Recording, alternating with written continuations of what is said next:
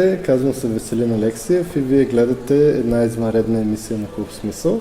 А тя е извънредна, защото ни гостува румънския филмов директор Лучан Цион. Hello. Hello.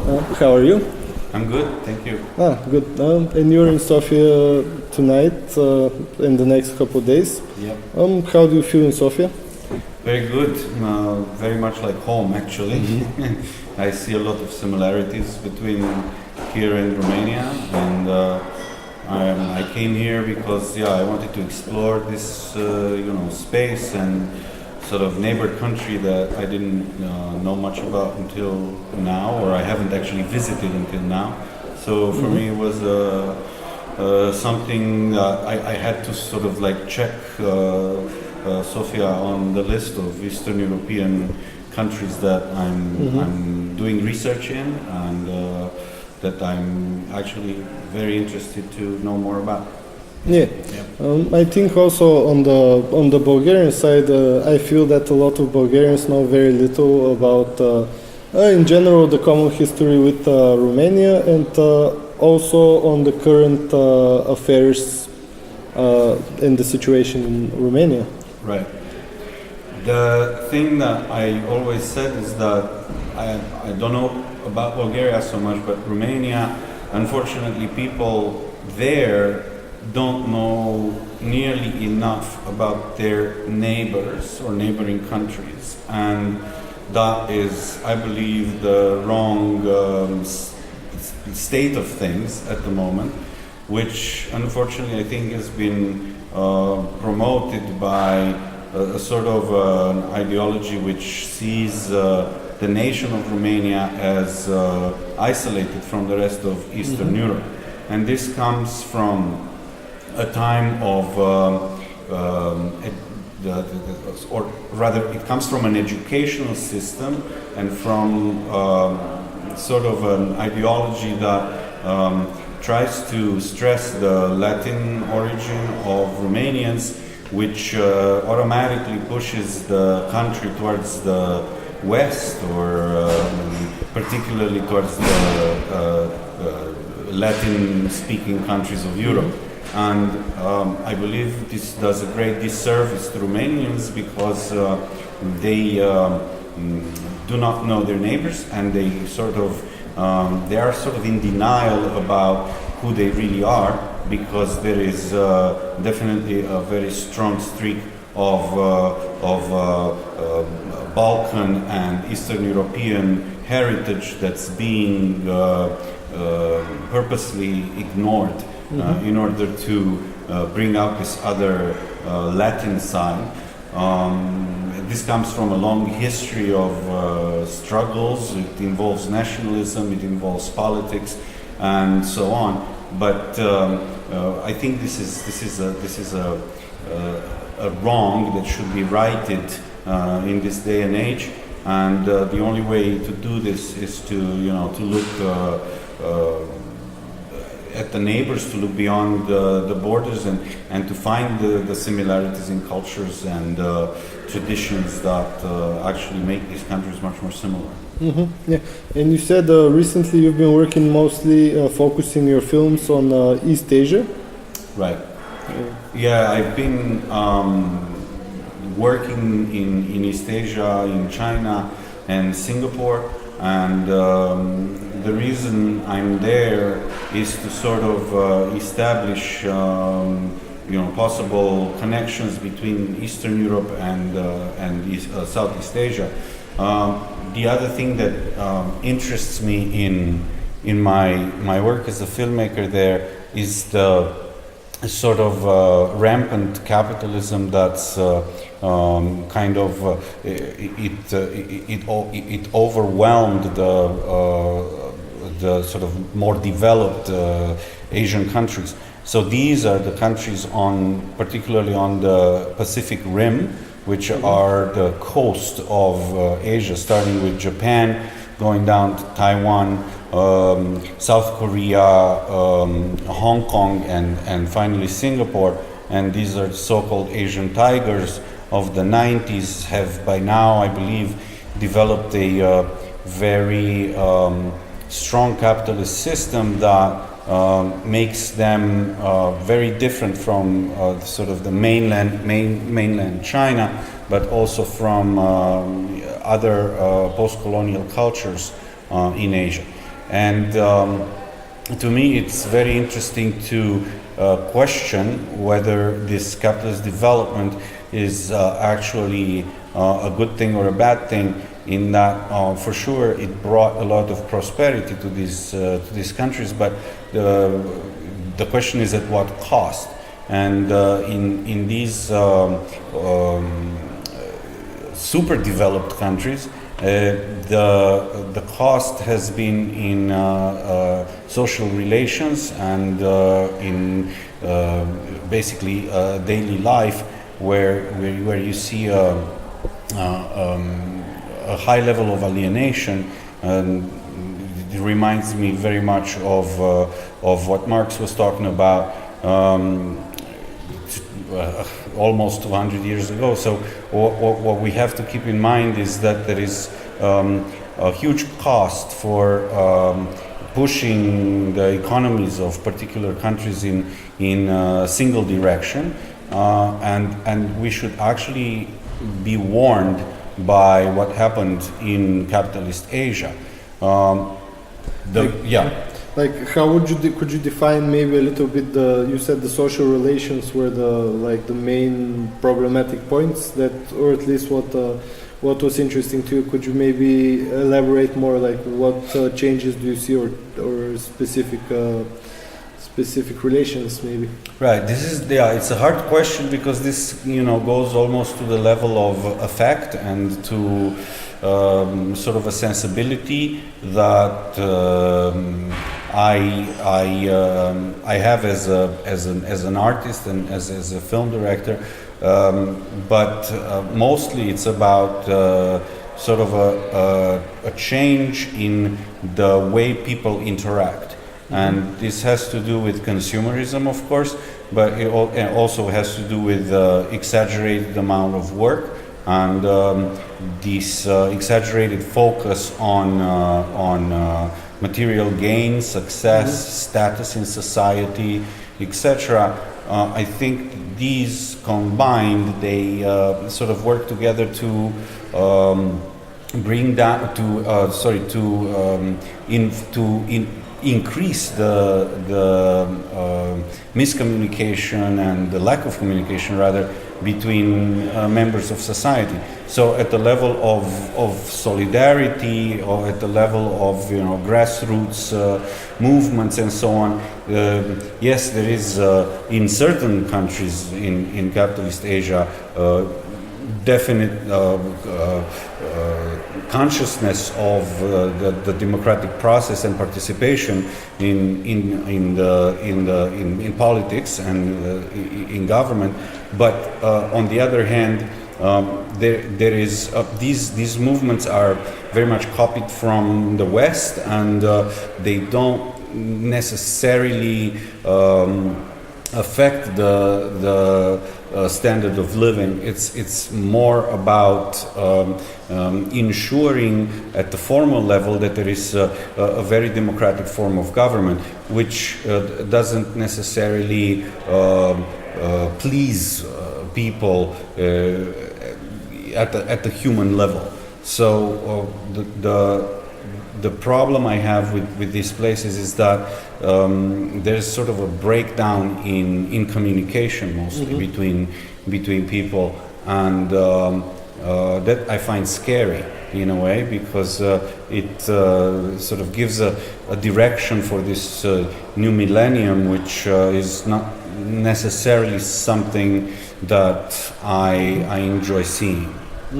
And what about local identity? Maybe there is, I don't know, from what you're saying, it seems to me that maybe how would you define the identity of these places and the people living there? How would the people there identify themselves?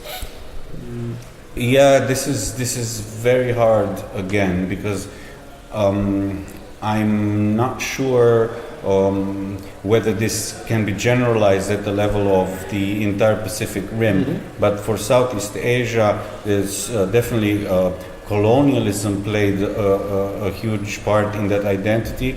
And each country sort of dealt with the colonial heritage in different ways.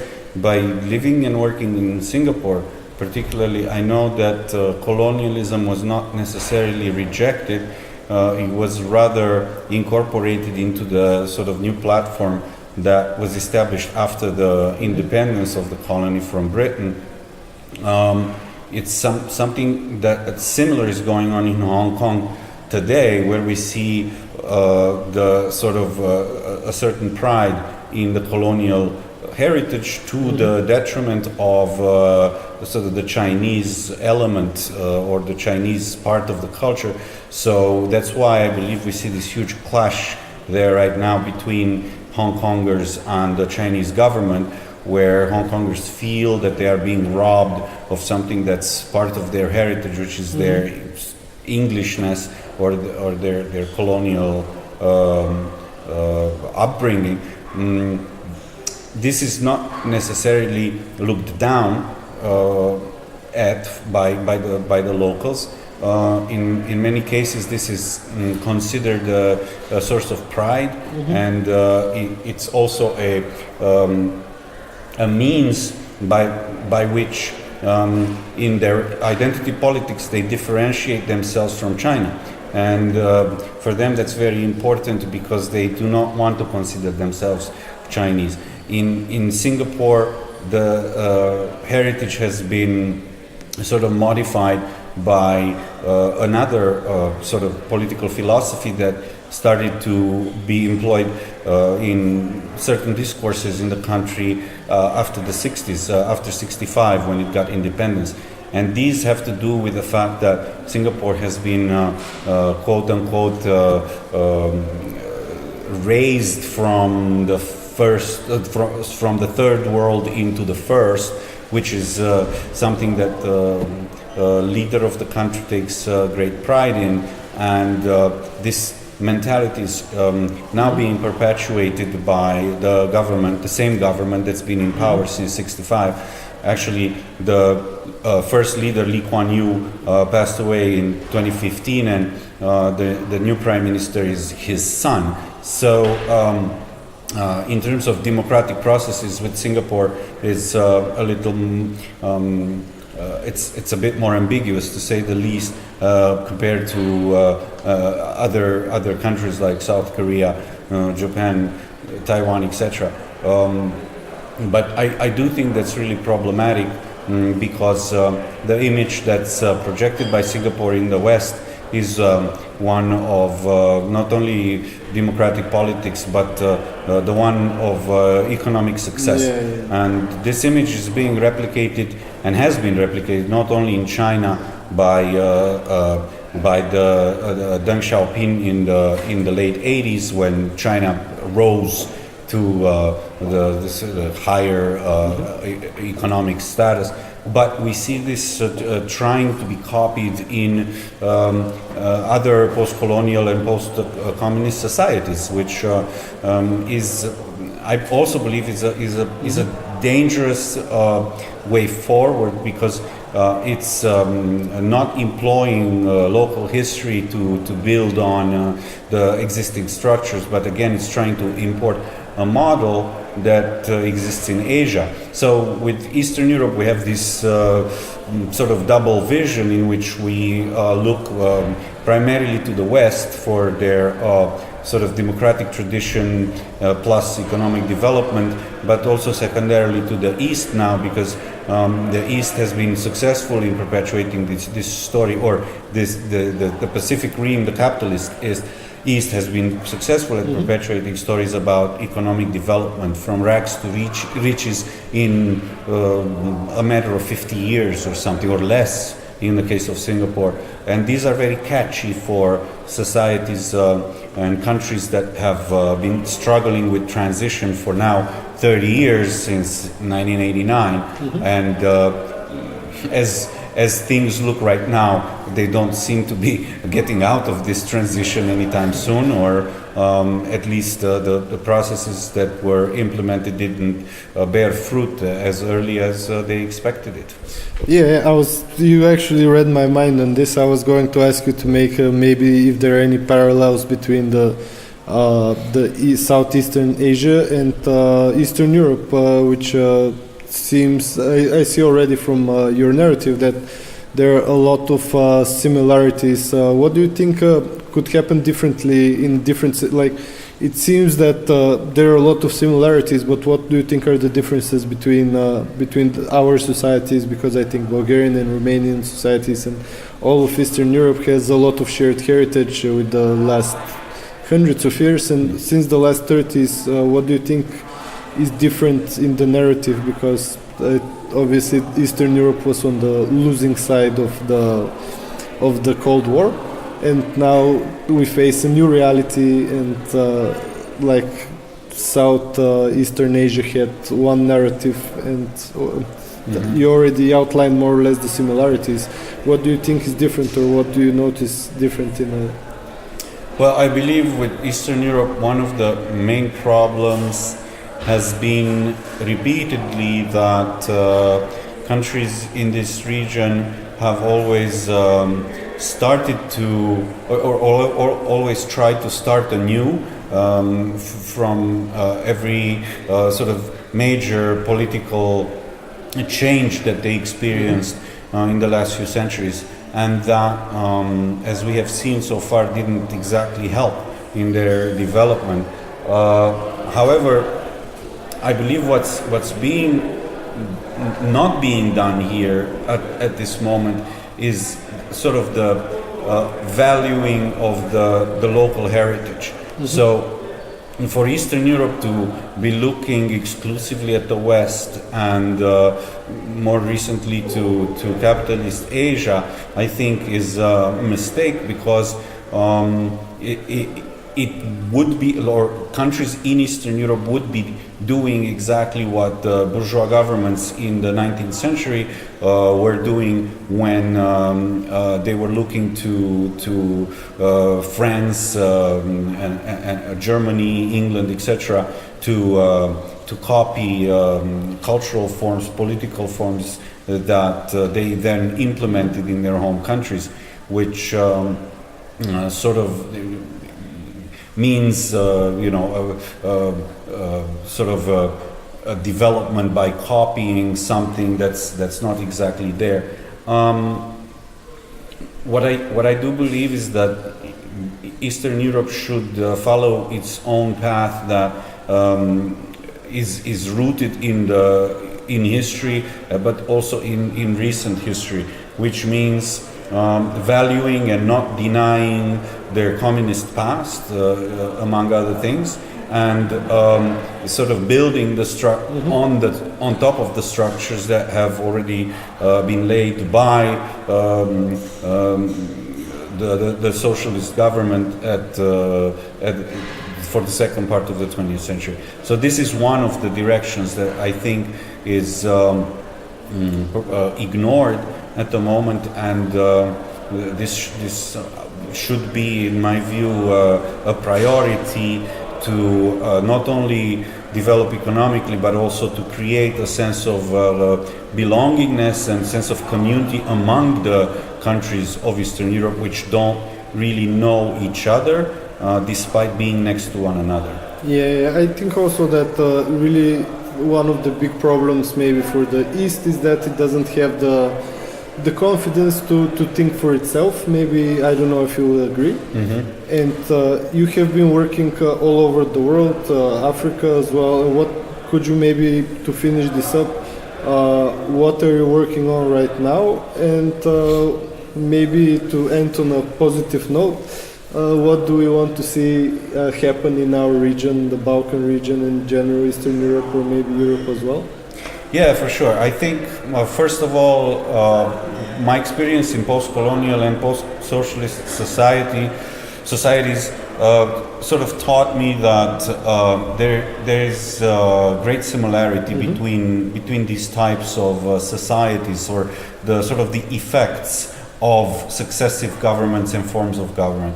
So countries in Africa, countries in Asia and Eastern Europe have much more in common, or Latin America for that matter, have much more in common than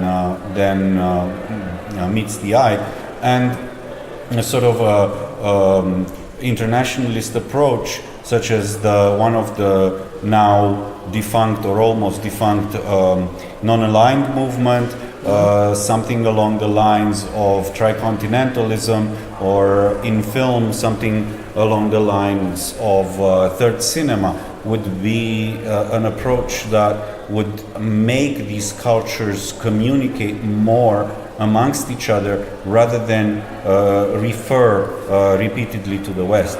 So in that sense, I believe the Balkans can also learn from the early socialist internationalism. And because socialism has got such bad press in our countries for the past 30 years, this is it's unfortunate, because we should be actually looking at the positive aspects of the socialist period, and we should not forget the goals and the progressive aspects of the movements, of the socialist movements in the early 30s, in the 30s and 40s and so on, and towards the beginning of the communist governance. The fact that these governments later turned to nationalism, autocracies, totalitarianism, etc., that's not something that should stop us from valuing the socialist heritage. And I believe that today too many people are using the totalitarianist concept as sort of a scare word for basically not changing the neoliberal the government of today, or the direction that is being imposed on Eastern Europe today. So in my view, the thing that would bring the Balkans back together would be sort of a federal type of political project, which should be strengthened through, first of all, through cultural ties. And these ties can be sort of unearthed and re-empowered. And from there, I believe economic ties, although they are very hard to implement because of this despised communist history, they should be looked at again and given a closer we should take a closer look at them, because this can only help us rediscover what makes us all the same practically. And finally, I believe that in an Eastern European Union, to sort of push the envelope here a little bit, would only benefit these societies that are in this post period. I don't see how sort of a look to the West would help integrate these places faster into sort of the capitalist flow, because we have 30 years of transition that are proving quite the opposite at the moment. So in terms of cooperation, I think cultural ties should first be strengthened, and this should lead in the near future to political association on the lines of federation and so on. Okay. And lastly, you said some of your work is available on YouTube. How can people in Bulgaria find it and maybe watch it? I guess that just searching my name, Lучан Цион, it's Tion on YouTube, because I can't put sort of a comma under the T, would bring up some of the documentaries that I made recently about Asia, about North Korea and China, and about socialist heritage in Romania in this fierce neoliberal environment. And also I have some older work in fiction film that is basically a comedy from 2010, which is about, well, put it bluntly, it's a session of therapy among peasants in rural Romania. So I'm looking at sort of the contradictions that are, coming to a village community because of European norms of behavior. So yeah, these are all available on YouTube, and they should be, watchable. Well, thank you very much for your time. Благодаря ви, че ни гледахте. Надявам се разговора да провокира размисъл и ще се радваме да се видим и да коментираме още повече по интересната тема.